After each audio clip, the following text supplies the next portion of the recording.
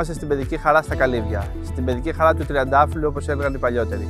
Και είναι η πρώτη παιδική χαρά μέσα στον πρώτο μας μήνα, όπου ήρθαμε και ανακαινήσαμε πλήρως. Την κάναμε ασφαλή και όμορφη για τα παιδιά του Δήμου μας. Προχωράμε στην πιστοποίηση και συνεχίζουμε την επόμενη εβδομάδα με την παιδική χαρά στην Ανάβησο στον Περιφερειακό.